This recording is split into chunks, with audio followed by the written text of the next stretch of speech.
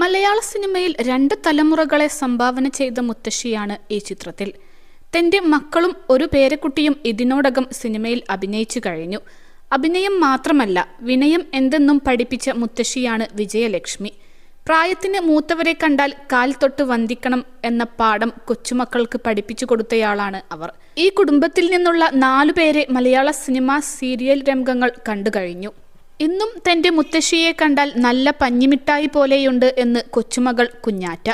കൊച്ചു കുഞ്ഞുങ്ങളായിരുന്ന നാളുകളിൽ കുഞ്ഞാറ്റയും കൽപ്പനയുടെ മകൾ ശ്രീമയിയും അവരുടെ മുത്തശ്ശിക്കും കലാരഞ്ജിനി, കൽപ്പന, ഉർവശി എന്നിവർക്കുമൊപ്പം.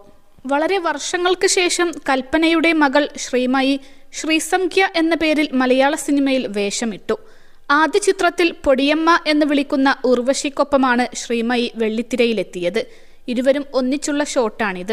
കുഞ്ഞായിരിക്കെ കുഞ്ഞാറ്റ ഏറ്റവും കൂടുതൽ അടികൂടിയിട്ടുള്ളതും ശ്രീമയിക്കൊപ്പമായിരുന്നു.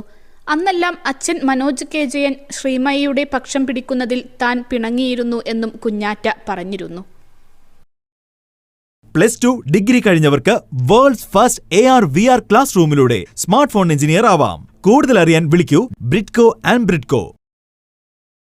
കുഞ്ഞാറ്റ സിനിമയിൽ അഭിനയിക്കുന്ന കാര്യത്തെപ്പറ്റി പറഞ്ഞിട്ടില്ല. നിലവിൽ UK-യിൽ വിദ്യാർത്ഥിനിയാണ്.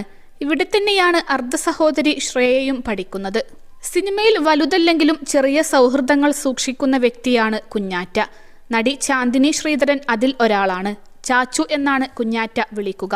ശ്രേയക്കും അമൃതിനുമൊപ്പമുള്ള കുഞ്ഞാറ്റയുടെ ഒരു ചിത്രം അടുത്തിടെ ഇൻസ്റ്റഗ്രാമിൽ പോസ്റ്റ് ചെയ്ത ചിത്രമാണിത്. വലിയ കുട്ടിയായെങ്കിലും ഇന്നും അമ്മ ഉർവശിയുടെ പൊന്നോമനയാണ് കുഞ്ഞാറ്റ. നാട്ടിലെത്തിയപ്പോൾ അമ്മയെ കാണാനെത്തിയ ചിത്രം. 21 ലക്ഷത്തോളം സന്തുഷ്ടരായ ഉപഭോക്താക്കളും 2 ലക്ഷത്തോളം തിമിര ശസ്ത്രക്രിയകളും പൂർത്തിയാക്കിയ മലബാറിലെ ഏക കണ്ണാശുപത്രി അൽ സലാമ ഹൈ ഹോസ്പിറ്റൽ റോഡ്, പെരിന്തൽമണ്ണ.